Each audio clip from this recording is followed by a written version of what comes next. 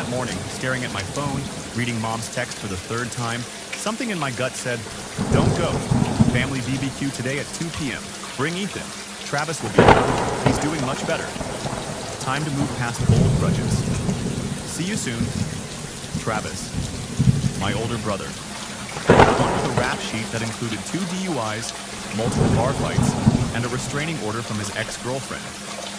But according to our parents, he was going through a rough time and really turning things around. I'd heard that before. "Mom, I don't think this is a good idea," I'd said on the phone the night before. "Lauren, he's your brother, and Ethan should know his uncle. Ethan's 9, and Travis has anger issues. Past tense. He's been going to therapy. For how long? 3 months. He's making real progress. Your father and I have seen the change. 3 months of therapy didn't erase 35 years of explosive temper. But I was tired of fighting. Tired of being called too sensitive and unforgiving. So against every instinct screaming at me, I loaded Ethan into the car and drove to my parents' house. "Are we going to see Grandma and Grandpa?" Ethan asked from the back seat, swinging his legs. "Yeah, buddy." "Is Uncle Travis going to be there?" My hands tightened on the steering wheel. "Yeah. I don't really like Uncle Travis." "Why not?" "He's scary. He yells a lot. Out of the mouths of children." "We won't stay long, okay? Just a quick visit." "Okay, Mom." We pulled up to my parents' house at 2:50. Cars already filled the driveway. I recognized my aunt's SUV, a couple of cousins' vehicles, and Travis's truck. Lifted, loud, covered in aggressive bumper stickers. I almost turned around right there. But Ethan was already unbuckling his seatbelt, excited to see his grandparents. And I was 32 years old. Too old to let my brother intimidate me out of family gatherings. "Remember," I told Ethan as we walked to the backyard, "stay close to me, okay?" "Okay, Mom." The backyard was exactly what you'd expect. Grill smoking, cooler full of beer, kids running around, adults clustered in conversation groups. Mom spotted us first. "Lauren, Ethan, you made it." She swept Ethan into a hug. He laughed, squirming. Dad appeared with a plate of burgers. "There's my grandson. You getting taller, buddy?" "Maybe," Ethan grinned. "Go play with your cousins," Mom said, shooing him toward the kids. "We'll eat soon." Ethan ran off. I watched him go, that familiar maternal anxiety sitting in my chest. "Relax," Mom said, reading my face. "He's fine. Travis is over by the grill. Hasn't had a single drink. See? Progress." I looked. Travis stood near Dad, flipping burgers. He'd gained weight since I'd last seen him. Hairline receding. But same intense energy. Same barely contained aggression in the way he moved. He looked up. Caught my eye. Nodded once. I nodded back. That was the extent of our relationship now. Terse acknowledgments across crowded rooms. The first hour was fine. I talked to my aunt about her new job, helped Mom with the potato salad, kept one eye on Ethan the whole time. He was playing football with his cousins, laughing, running, being a normal 9-year-old kid. Then it happened. Ethan, running backward to catch a pass, bumped into the cooler near Travis. Beer bottles clinked. One tipped over, foam spilling onto the grass. Travis jerked around. "Hey, watch it." Ethan froze. "Sorry, Uncle Travis." "That was my last beer." "I'm sorry, I didn't mean to." Travis stared at him. Long enough that I started walking over. "Travis," I said carefully, "it was an accident." He looked at me, then back at Ethan. "Yeah, whatever. Just watch where you're going, kid." Ethan nodded quickly and ran back to his cousins. Crisis averted. I thought. 20 minutes later, Ethan was playing near the fence, throwing the football up and catching it, practicing, the way he did in our backyard. One throw went wild, ball rolled across the grass, right to Travis's feet. Travis picked it up. Ethan jogged over. "Can I have my ball, Uncle Travis?" Travis held it, looked at it, looked at Ethan. "Say please." "Please." "Please what?" Ethan's face scrunched in confusion. Please, can I have my ball back? Travis smiled. Not a friendly smile. Nah. Then he threw it. Hard. Over the fence, into the neighbor's yard. Ethan's face crumpled. That's my ball. Then go get it. Travis turned back to his conversation. Ethan stood there, tears welling up. 9 years old and trying so hard not to cry in front of everyone. I was across the yard in seconds. Travis, what the hell? He turned. What? You just threw his ball over the fence. Kid needs to learn to hold on to his stuff. He's 9. So, I knew how to take care of my things at 9. You threw a tantrum and broke Dad's lawnmower at 9. His face darkened. That's not the same. Give him the ball back or get it. I'm not climbing the fence for some kid who can't catch. Ethan was crying now, quietly, shoulders shaking. I put my arm around him. It's okay, buddy. We'll get it later. I want to go home, he whispered. Yeah, me too. Travis scoffed. Real tough, Lauren. Raising a crybaby. Don't, I said, voice low. Don't talk about my son. Or what? Or we're leaving, and you'll never see him again. Oh no, what a loss. Ethan pulled away from me. Started toward the house, crying, embarrassed. Travis yelled after him. Yeah, run, just like your dad ran from you. Everything went red. What did you just say? You heard me. Kid's dad couldn't handle your crazy either. My ex-husband had left because of infidelity, because he couldn't keep his pants on. My parents knew this. Travis knew this. But he'd always blamed me anyway. Said I was too controlling, that I'd driven him away. You're disgusting, I said, and you're raising a weak kid. Started after Ethan. I needed to find him, comfort him, leave this place. Then I heard the scream. Not a kid playing scream, a real scream. Painful, terrible. I ran. Back around the corner of the house, to the side yard. Ethan was on the ground, leg bent at a wrong angle, screaming, sobbing. Travis stood over him, holding the metal BBQ rod, the one we used to hang tools on the grill. Time stopped. What did you do? My voice didn't sound like mine. He tried to hit me. Little brat came at me with a stick. I looked at the ground. Saw a small twig, maybe 6 inches long. The kind kids pick up to play with. He's 9 years old. I dropped to my knees next to Ethan. His leg. Oh God, his leg. Baby, it's okay. Mom's here. I'm here. It hurts. He was hyperventilating. Mom, it hurts so bad. My phone. Where was my phone? Found it. Dialed 911. 911, what's your emergency? My son, he's 9. His leg is broken. We need an ambulance. People were gathering now. Mom, Dad, Aunt Kelly. What happened? Mom's voice was shrill. Travis hit him. I was trying to keep my voice steady for Ethan. He hit him with the metal rod. That's not what happened. Travis dropped the rod. Kid attacked me. I defended myself. He's 9. Dad pulled Travis aside. What did you do? Nothing. The kid came at me. I gave the 911 operator the address, stayed on the line, held Ethan's hand. Ambulance is coming, baby. Hang on. Just hang on. He was crying so hard he could barely breathe. Mom knelt down next to me. Oh my God, Ethan. Don't touch him, I snapped. Lauren, I'm trying to help. You invited him here? You said he was better. Look what he did. Sirens in the distance. Travis was pacing. This is crazy. I didn't do anything wrong. Kid attacked me. The ambulance pulled up. 2 EMTs rushed over. What happened? He was hit with a metal rod. His leg. They took over, gently examining Ethan, talking to him in calm voices.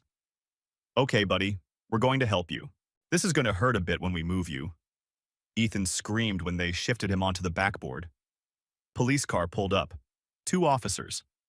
One approached me. Ma'am, can you tell us what happened? My brother hit my son with that. I pointed to the metal rod on the ground. Broke his leg. The officer looked at Travis. Sir, is that true? No. The kid came at me with a stick. I pushed him away. He fell. He didn't fall. I was shaking. He hit him. I want him arrested. Ma'am, we need to get statements from everyone. Dad pulled the officer aside, started talking. Low voice, gesturing. I couldn't hear what he was saying, but I could guess. Family misunderstanding, boys being boys. Accident. No need to make a big deal. The EMT approached me. We need to transport him. You can ride with us. Yes, I'm coming. Mom grabbed my arm. Lauren, wait. Let's talk about this. Get off me. Travis didn't mean, your son broke my son's leg, and you're defending him. We're not defending anyone, but calling the police? Really? I stared at her. Yes, really. He's your brother, and Ethan is my son. The officer came back. Ma'am, we're taking statements. We'll need you to come to the station after the hospital. Fine, whatever. I'm going with my son. I climbed into the ambulance. They closed the doors. Through the window, I saw my family, standing there. Travis talking animatedly to the police, Dad's hand on his shoulder, wringing her hands. And I knew right then that they would choose him. They always did. The ambulance pulled away, Ethan's hand in mine, his face pale, tears streaming. Mom, why did Uncle Travis hurt me? I didn't have an answer, not one that made sense. I don't know, baby, but he's never going to hurt you again. I promise. I meant it, even if I had to burn every bridge in my family to keep that promise. I meant it. The surgery took 4 hours. 4 hours of sitting in a waiting room that smelled like disinfectant and fear, fluorescent lights buzzing overhead, coffee that tasted like cardboard. The surgeon came out at 11 p.m., still in scrubs, tired eyes. Ms. Parker? I jumped up. Yes, how is he? The surgery went well. Clean break of the tibia. We inserted a metal rod to stabilize it. He'll need physical therapy, but he should make a full recovery. Can I see him? He's in recovery now, another hour or so. But yes, you can see him soon. Thank you. Thank you so much. The surgeon hesitated. I need to ask, the injury report, the way the bone broke, that wasn't from a fall. No, it wasn't. I'm required by law to report suspected child abuse. Good, please do. I've already filed a police report. He nodded. Someone from CPS will likely contact you. I understand. After he left, I sat back down, pulled out my phone. 17 missed calls, 8 from Mom, 6 from Dad, 3 from numbers I didn't recognize, 1 voicemail from Mom. Lauren, please call us back. We need to talk about this. Travis feels terrible. It was an accident. Let's not blow this out of proportion. An accident. Right. I deleted it. Another voicemail from Dad. Lauren, you're making a huge mistake involving the police. This is family business. Handle it privately. Call me. I deleted that too. Then I called someone I trusted. My friend Jessica. We'd met in a divorce support group 2 years ago. She was a paralegal at a family law firm. She answered on the second ring. Lauren, it's almost midnight. You okay? No, I need help. Legal help. What happened? I told her everything. The BBQ, Travis, Ethan's leg, the police, the way my parents defended him. Jesus Christ, she said when I finished. Is Ethan okay? He will be. Physically, emotionally. I don't know. What do you need? I need to make sure Travis never gets near him again. And I need to make sure my parents don't either. Not if they're going to keep defending him. You want to cut off grandparents' rights? Can I do that? She was quiet for a moment. It's difficult. Grandparents have legal rights in most states. But given what happened, maybe. Let me talk to my boss, Patricia Chen. She specializes in family law, high conflict cases. Thank you. Get some rest if you can. I'll call you tomorrow. I couldn't rest. I sat in that waiting room until they let me see Ethan. He was asleep, small in the hospital bed, leg in a cast from hip to ankle, metal rod visible in the x-rays on the light bulb. I pulled a chair next to his bed, held his hand, and cried quietly so I wouldn't wake him. My phone buzzed. Text from Mom. Where are you? We came to the hospital, but they won't tell us what room. Good. I'd specifically told the nurses. No visitors except me. We want to see Ethan. He's our grandson. I typed back, he's sleeping. You can't see him. Lauren, don't be ridiculous. You chose Travis. Now live with that choice. We didn't choose anyone. We're trying to keep this family together. By defending the man who broke my son's leg? That's your idea of family? She didn't respond after that. Morning came. Ethan woke up groggy, confused. Mom? I'm here, baby. My leg hurts. I know. The doctors gave you medicine. It'll help. He looked at the cast, touched it carefully. Did Uncle Travis really break my leg? Yeah, he did. Why? I don't know. But he's never going to hurt you again, I promise. Is he in trouble? Yes. The police are handling it. Are Grandma and Grandpa mad at me? My heart broke. No, baby. They're not mad at you. You didn't do anything wrong. Then why didn't they come see me? Because I told them not to. Not right now. He nodded slowly. Because they were on Uncle Travis's side. 9 years old, and he already understood. Yeah, because of that. Okay, Jessica called later that morning. Patricia can see you today at 3 p.m. Can you make it? I'll make it. Patricia Chen's office was in a converted house downtown. Professional. Bookshelves full of legal texts. Photos of her family on the desk. She was mid-50s, sharp eyes, kind smile. Lauren, Jessica told me what happened. I'm so sorry. Thank you. Tell me everything, from the beginning. Don't leave anything out. I did. The whole story. Travis's history, my parents enabling, the BBQ, the injury, the aftermath. She took notes, asked questions. Her expression got progressively more serious. Do you have the police report? Not yet. They said it'll take a few days. What about hospital records? The surgeon said he filed a report with CPS. Good. That helps. She leaned back. Here's the situation. Terminating grandparents' rights is very difficult. Courts generally favor maintaining family relationships, even when they enable abusers. Even then, you'll need to prove that continued contact is harmful to Ethan, physically or emotionally. They defended the man who broke his leg. I know, and we'll use that. But judges are hesitant to completely sever grandparent relationships. They'll push for supervised visitation instead. I don't want them near him, not if they're still in contact with Travis. Are they? I assume so. Travis is living in their basement. Patricia's eyebrows rose. He lives with them? Has for 6 months, since his girlfriend kicked him out. She made a note. That's significant. Ongoing contact with the person who harmed Ethan. So what do? We filed a petition to terminate grandparents' visitation rights. Cite failure to protect, enabling of abuser, and potential ongoing danger. We gather evidence, medical records, police reports, CPS findings, witness statements. Will it work? Honestly, it's maybe 50-50, but given the circumstances, we have a shot. Then let's do it. We filed the petition 3 days later. The backlash was immediate. Dad called. You did what? I filed to terminate your visitation rights with Ethan. You can't do that. I can, and I did.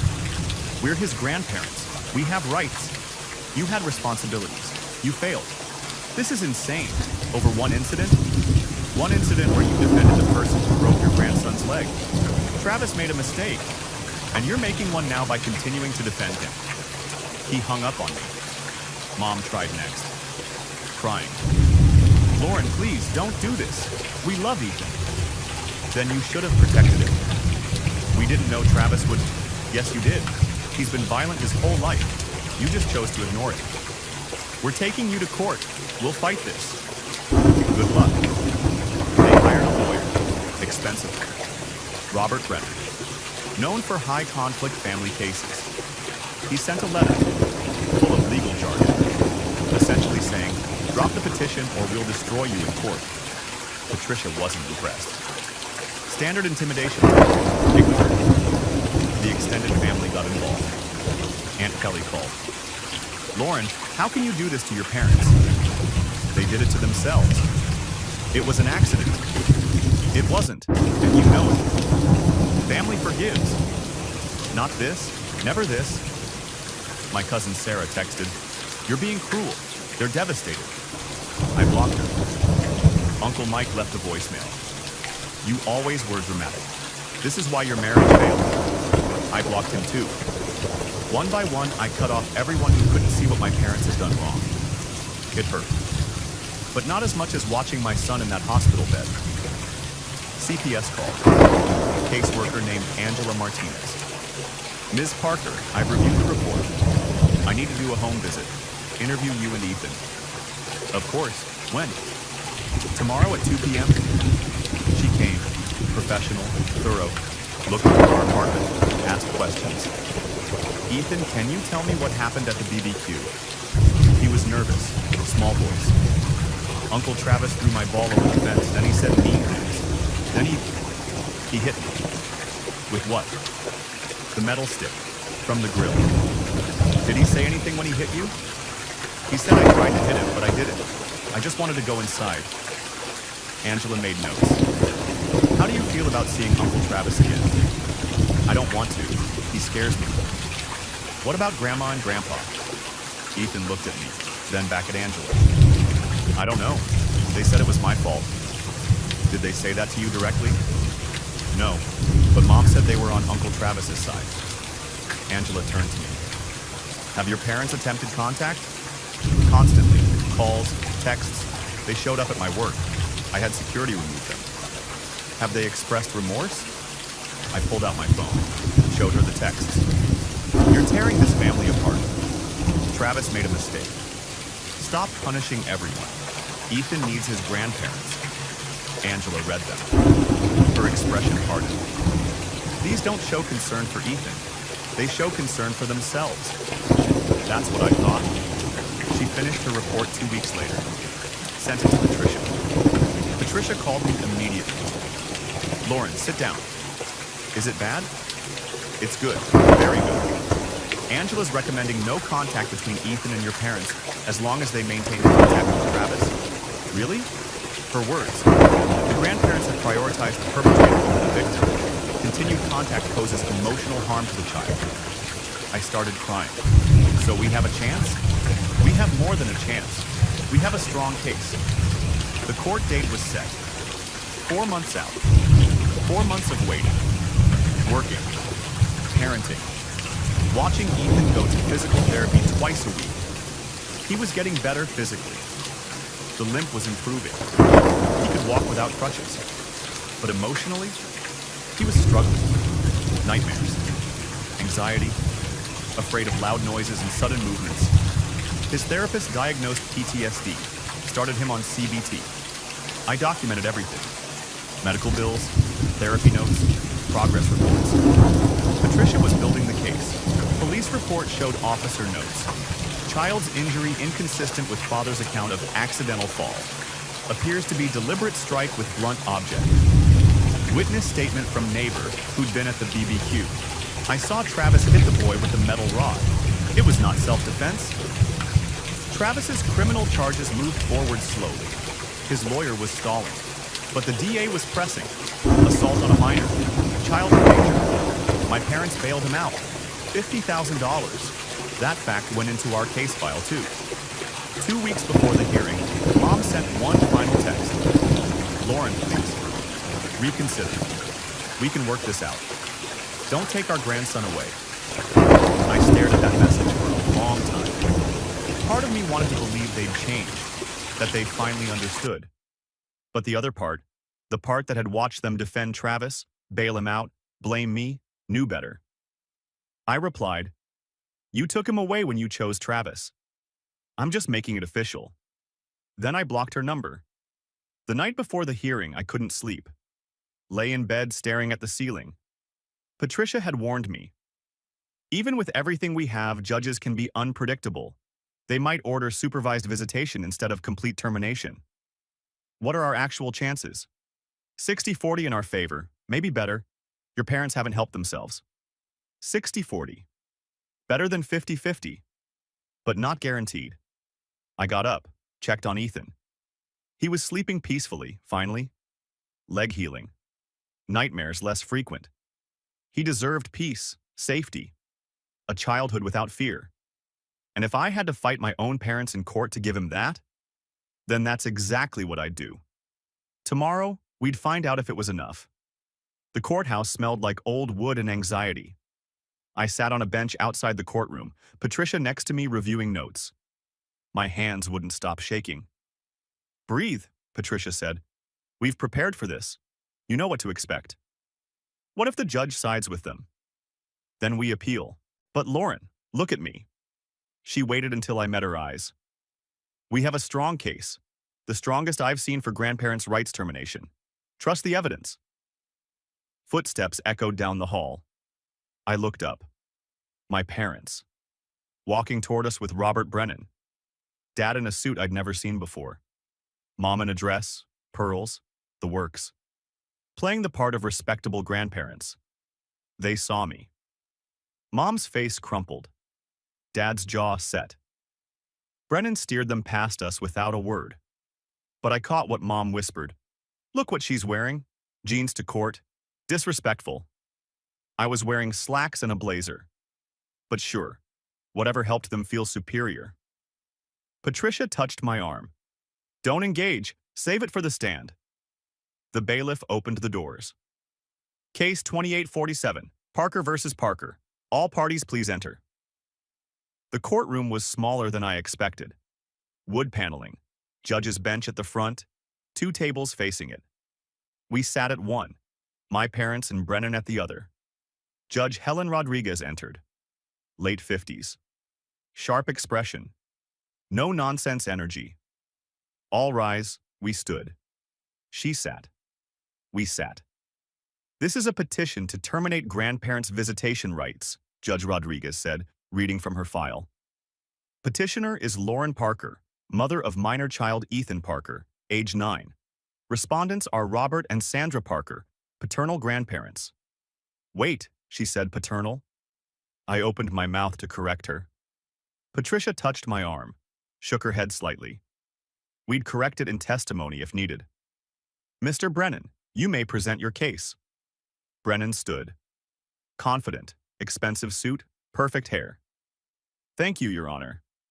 This case is about a loving grandparent relationship being destroyed over one tragic incident. My clients, Robert and Sandra Parker, have been active, caring grandparents to Ethan since his birth. They've provided emotional support, financial assistance, and consistent presence in his life."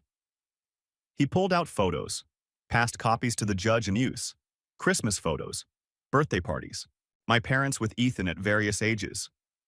These photos show years of bonding, years of love. One incident, however unfortunate, does not erase that history or justify complete termination of their rights. Judge Rodriguez looked at the photos. Her expression gave nothing away. Furthermore, Brennan continued, the incident in question was not perpetrated by my clients.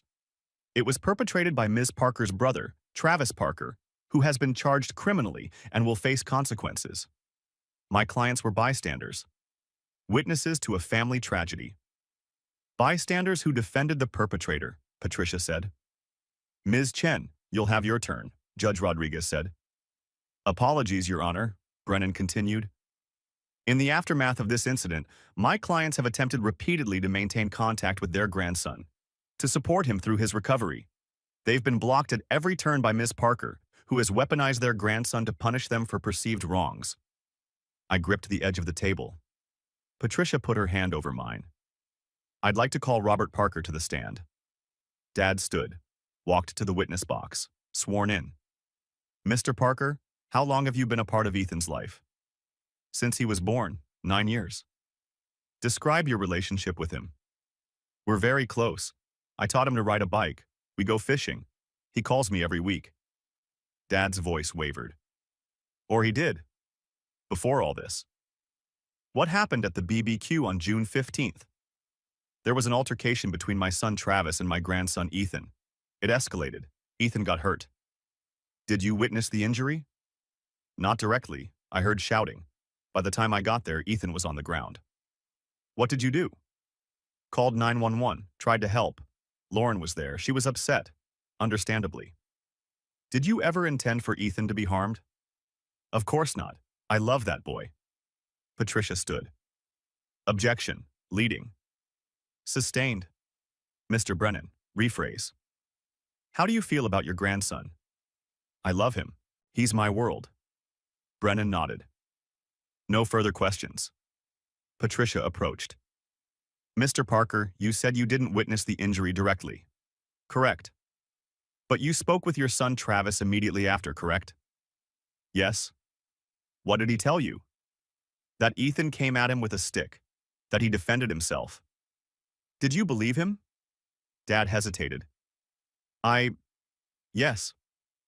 Even though Ethan is 9 years old and Travis is 35? Travis felt threatened. By a 9-year-old child? Objection, Brennan said. Argumentative. I'll allow it, Judge Rodriguez said. Answer the question, Mr. Parker. Dad shifted. I don't know what Travis felt. I wasn't there. But you believed his version of events over your daughter's? Lauren was emotional, understandably, but not seeing clearly. Patricia pulled out her phone. Your Honor, I'd like to enter into evidence text messages from Mr. Parker to Ms. Parker. She handed copies to the judge and Brennan. Read one aloud. Text from Robert Parker, June 16th, 9:47 p.m. You're making a huge mistake involving police. This is family business. Handle it privately. Dad's face reddened. You told your daughter not to report the assault on your grandson? I thought we could handle it within the family. Why? Because that's what families do. Even when a child is seriously injured, he was going to be fine. Mr. Parker, Ethan had a compound fracture of the tibia, required surgery, metal rod surgery, 3 months of physical therapy. Does that sound fine to you? I didn't mean another text. June 20th. Stop punishing everyone. Travis made a mistake. You called assaulting a child a mistake? It was an accident. Was it? Because witnesses say otherwise. What witnesses? Patricia smiled. We'll get to that. Final question, Mr. Parker. Is Travis currently living with you? Silence. Mr. Parker? Yes? The man who broke your grandson's leg is living in your home? He's my son. He needed a place to stay. And Ethan, your grandson? Does he need a safe space? Ethan is safe with us. Is he? When the person who hurt him lives under your roof? Objection, Brennan stood. Counsel is badgering the witness. Sustained. Ms. Chen, move on. No further questions. Dad stepped down. Looked shaken. Mom was next. Sandra Parker took the stand. Dabbed her eyes before Brennan even asked the first question. Mrs. Parker, tell us about your relationship with Ethan. He's my baby, my first grandchild. I was there when he was born. I've been there for every birthday, every milestone. What happened on June 15th? It was supposed to be a nice family day. Then, everything went wrong. Ethan got hurt. It was horrible. Did you intend for him to be harmed? Never. I would never. How have the last 4 months been for you? Mom started crying. Devastating. I miss him so much. I just want to see my grandson. To hug him. Tell him I love him. No further questions. Patricia stood. Mrs. Parker, you said you were at the BBQ when Ethan was injured. Yes. Did you see what happened? Some of it. Did you see Travis strike Ethan with the metal rod? Long pause. It happened so fast. That's not what I asked. Did you see it? Yes or no? Yes. And what did you do? I didn't know what to do. It was chaos. Did you check on Ethan? Eventually. Eventually. Your grandson was screaming with a broken leg and you eventually checked on him? I was in shock. More in shock than the 9-year-old child? That's not fair. Patricia pulled out more texts. Text from Sandra Parker to Lauren Parker, June 18th. If you'd raised Ethan better, this wouldn't have happened. The courtroom went silent. You blamed the victim, Patricia said quietly. I didn't mean it like that. How did you mean it? I was upset, confused. Another text. June 25th. Ethan probably provoked Travis. These things happen. Do you stand by that statement? No, I was wrong. Were you? Because Travis is still living with you. He's our son. And Ethan is your grandson. Why does Travis get your protection and Ethan doesn't? Mom broke down crying. I love them both. If you love Ethan, why haven't you asked to see him, to check how he's doing? Lauren won't let us. Your texts to Lauren, all 17 of them in the last 4 months. How many asked about Ethan's recovery? Silence. I'll answer, 0. Every single text was about your rights, your feelings, your desire to see him. Not one asked if he was okay. I assumed he was fine. Assumed, or didn't care to ask? Objection. Brennan was on his feet. Withdrawn, Patricia said. No further questions. Judge Rodriguez called for a recess. 20 minutes. In the hallway, I finally let myself breathe. You destroyed them, I said. Evidence destroyed them. I just presented it. Patricia checked her notes. We're up next. You ready? As ready as I'll ever be. When we reconvened, Patricia called me to the stand. I swore to tell the truth. Sat down, faced my parents across the courtroom. Ms. Parker, Patricia began, tell us what you witnessed on June 15th. I took a breath, told the story, every detail. Ethan asking for his ball, Travis throwing it. The insult. Ethan running away, then the scream. What did you see when you got there? Ethan on the ground, leg broken, Travis holding the metal rod. What did Travis say? That Ethan attacked him, that he defended himself. Did you believe him? No, Ethan's 9, Travis is 35. It wasn't self-defense. What did your parents do?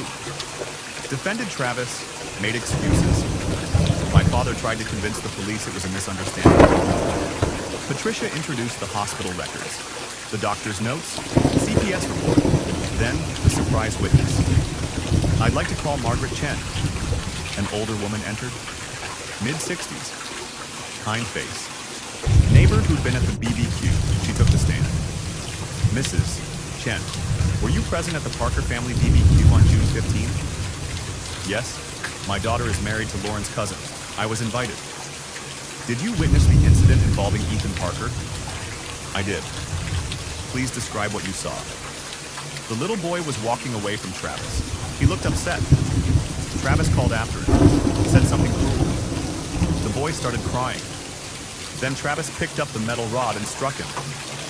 Struck him? Not pushed him? No, he struck him deliberately, across the leg. The boy fell immediately. My mother gasped. Dad's head dropped. Any doubt in your mind? None. That man attacked a child. Brennan tried to cross-examine. Mrs. Chen, isn't it possible you miss off? I'm 67 years old. My eyes work fine. I saw what I saw. But from a distance, I was 10 feet away. I saw everything. Brennan sat down. Judge Rodriguez looked at her notes, looked at my parents, looked at me. Closing arguments. Brennan stood.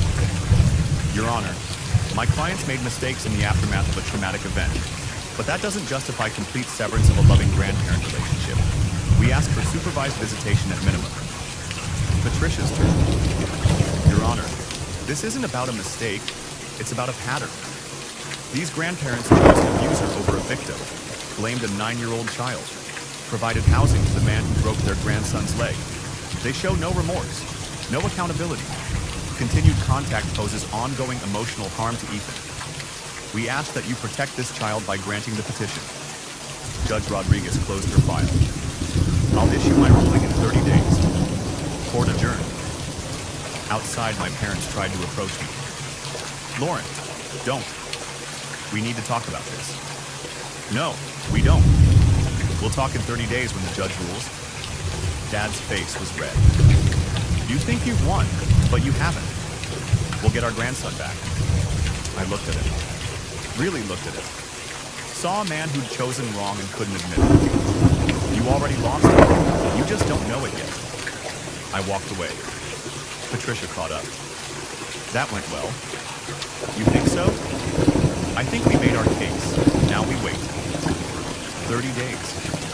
30 days to find out if my son would be protected, or if I'd have to watch my parents hurt all over again. 30 days felt like 30 years.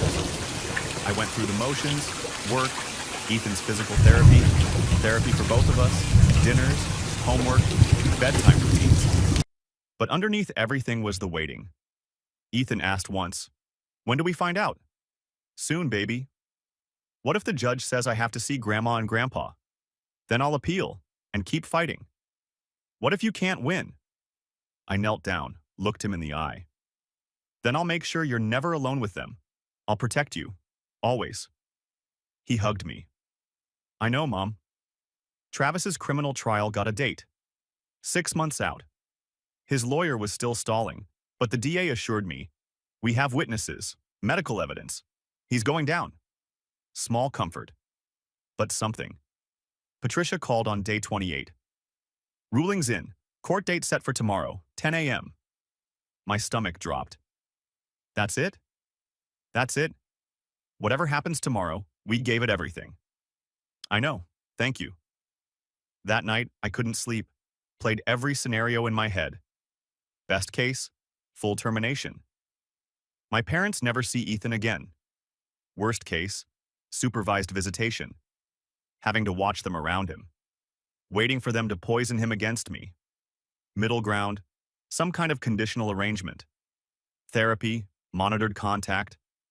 I didn't know which would happen. Only knew I'd fight whatever ruling I didn't like. Morning came. Jessica offered to watch Ethan. "You sure you don't want me there?" she asked. "No, this is something I need to do alone." I arrived early. Patricia was already there. "How are you feeling?" "Terrified." "That's normal." My parents arrived 10 minutes later. They looked older, tired. Dad's face was drawn. Mom's makeup couldn't hide the dark circles. Part of me felt bad. The other part remembered Ethan screaming on the ground. The bailiff opened the doors. "All parties for Parker versus Parker." We filed in. Same courtroom, same setup. Judge Rodriguez entered. We stood. Sat. She had a thick folder in front of her. Our case file. "I've reviewed all evidence submitted," she began. "Testimony from the hearing, medical records, CPS reports, police statements, text messages, and I've given this case significant consideration." My heart was pounding so hard I could barely hear. Grandparents' rights cases are always difficult. The law recognizes that grandparents play important roles in children's lives. Courts are hesitant to sever those relationships. My mother's hand went to her chest. Hope blooming. "However," Judge Rodriguez continued, "a child's safety and well-being must be paramount. This case presents clear evidence of harm." Mom's face fell. On June 15th, 9-year-old Ethan Parker suffered a serious injury at a family gathering. Medical evidence confirms the injury was not accidental. Witness testimony confirms the child was deliberately struck by his uncle, Travis Parker. She looked at my parents. The respondents, Robert and Sandra Parker, were present. They witnessed the aftermath, and their response was not to protect the child, but to defend the perpetrator. Dad started to speak. Judge Rodriguez held up her hand. "I've read the text messages, the attempts to discourage police involvement, the blame placed on a 9-year-old child. Most concerning, Travis Parker continues to reside with the respondents. This demonstrates ongoing prioritization of the perpetrator over the victim." "Your Honor," Brennan stood. "My clients have expressed—" "Sit down, Mr. Brennan. I'm not finished." He sat. "I've also reviewed the CPS report. The finding is clear. Continued contact between Ethan Parker and his grandparents poses emotional harm, particularly as long as they maintain contact with his assailant." Judge Rodriguez closed the folder. "This court finds that the petitioner has met her burden of proof. The respondents have demonstrated an inability or unwillingness to protect the minor child from harm." My mother started crying. "Therefore, the petition to terminate grandparents' visitation rights is granted." I couldn't breathe. Effective immediately, Robert and Sandra Parker are prohibited from contact with Ethan Parker. This includes in-person, telephone, electronic, or third-party contact. Your Honor, Dad stood. Please, Mr. Parker, sit down. This is our grandson. You can't. I can and I have. The order is final. Violation will result in contempt charges and possible arrest. Brennan pulled Dad back into his chair. Judge Rodriguez continued. This ruling may be reviewed after 2 years if the respondents can demonstrate significant change. Specifically, they must terminate contact with Travis Parker, complete family therapy, and show genuine accountability for their actions. She looked at me. Ms. Parker, do you understand the order? I stood, voice shaking. Yes, Your Honor. You'll receive written documentation within 3 days. This court is adjourned. The gavel banged. Patricia grabbed my arm. We won. We won? Complete termination. That almost never happens. Lauren, you won. I started crying. Relief, grief, victory all mixed together. Across the courtroom, my mother was sobbing. Dad sat frozen. Brennan was packing his briefcase, looking grim. They stood, started toward me. Lauren, Mom's voice was broken. Don't. Patricia stepped between us. The judge's order is in effect. You need to leave. She's our daughter, and she has a restraining order being filed against contact with her son.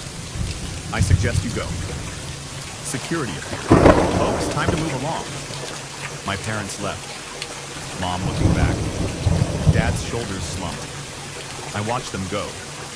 Felt something break and heal simultaneously. Outside the courthouse, I called Jessica. How'd it go? We won. Complete termination. Oh my God. Lauren, that's incredible.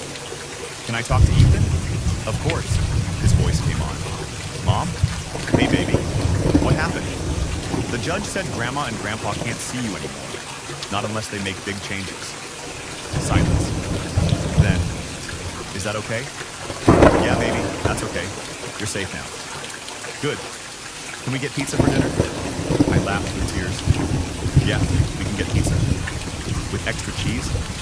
With extra cheese. 3 months later, Travis was convicted. 18 months in jail. 3 years probation. Court-ordered anger management. My parents attended every day of his trial, sat in the front row, supporting him.